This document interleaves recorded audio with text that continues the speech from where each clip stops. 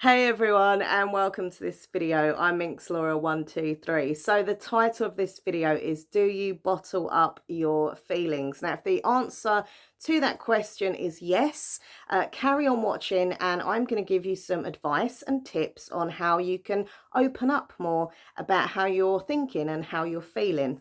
Okay, so hope you enjoy the video. If you do, please click like, comment, share and subscribe to my channel. That would be awesome. And don't forget to smash the notification bell to all notifications. Okay, so basically I was reading through a magazine recently, and there's an article, I've got the article here, and it's called Do You Bottle Up Your Feelings? Hence the title of this video. Here's 5 ways to lift the lid and let those feelings out. And I can honestly say, like, it's so important that you get your feelings out and you talk about how you're thinking and feeling. Like, it's really important. When I was younger, I used to kind of struggle with it, like struggle telling people how I felt and stuff.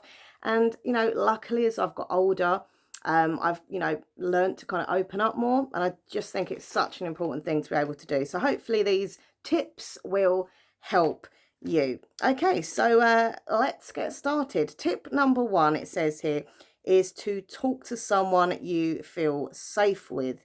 It says a trusted family member, friend, partner, someone who will listen to your worries and help you find ways to solve them.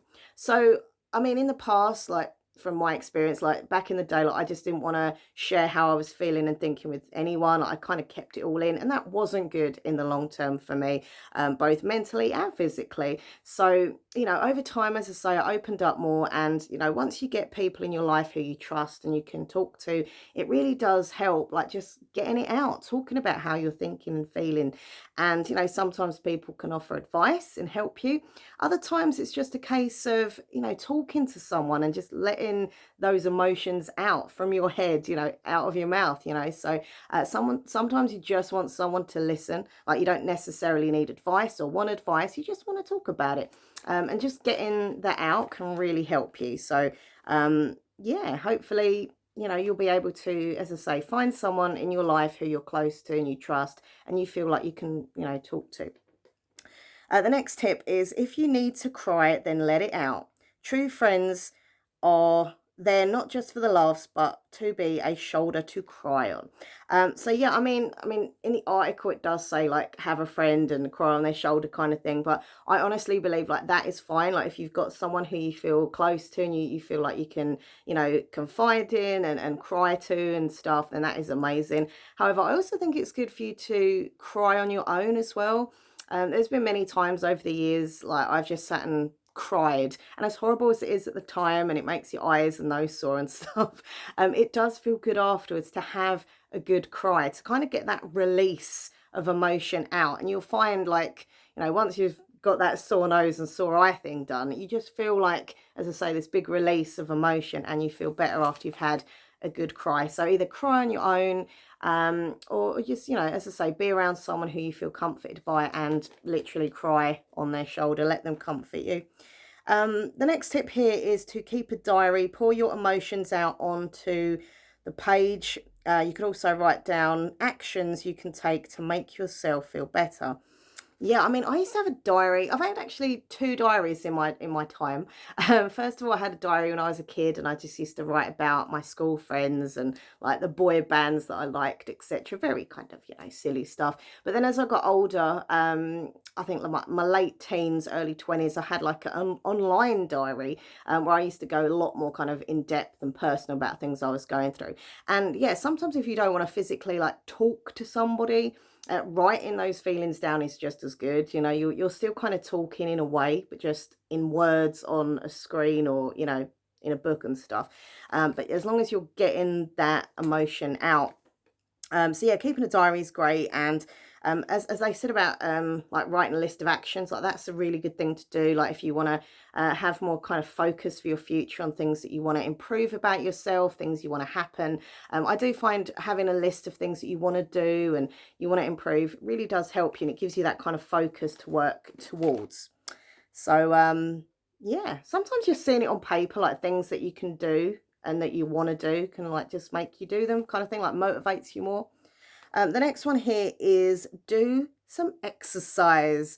Releasing frustrated energy produces feel-good chemicals, putting you in a better place to deal with any worries. I mean, yeah, how many times have we told that exercise is not only good for us like physically, but it's also good for us mentally? Whenever I'm going through my kind of bouts of depression and anxiety and stuff, I do always try to have even more exercise than normal. Like, I make sure I walk pretty much every day. I always get out, fresh air, have a walk and stuff. But when I'm feeling extra low, as I said, I kind of make sure I'm getting even more exercise. And it's just good for you to be out in the fresh air and walk and just, well, any type of exercise that you want to do.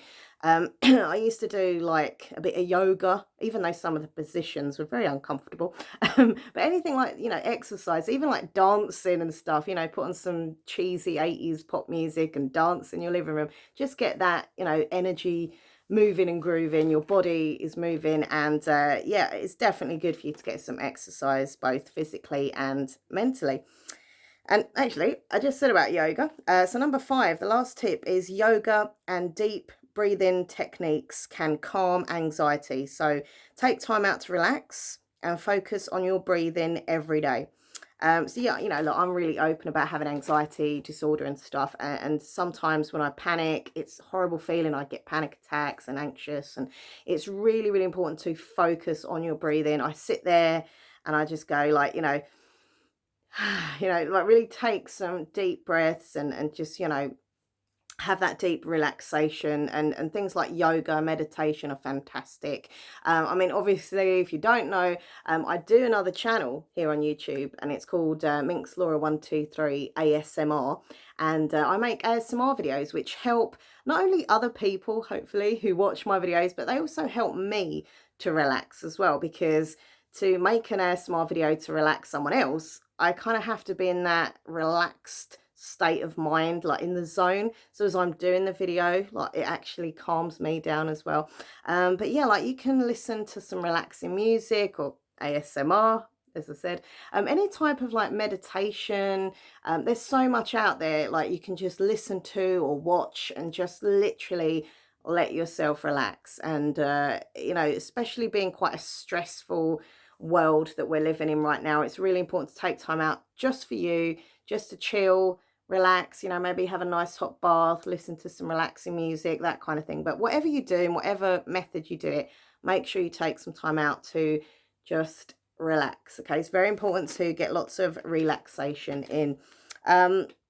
So yeah, I hope those tips helped you. I thought it was a cute little article. Like, sometimes you don't need loads and loads of tips and advice. You just want a few. And these things are really like powerful bits of advice. I mean, once again, talk to someone, as I say, talk to people you trust, people you feel like you could confide in and talk to.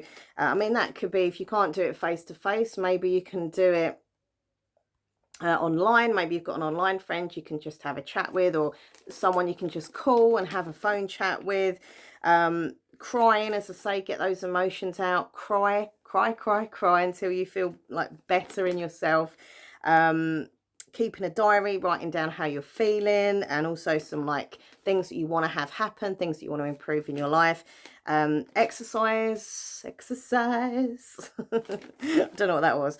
And yeah, deep breathing, yoga, just basically relaxation to calm your stress and calm your anxiety.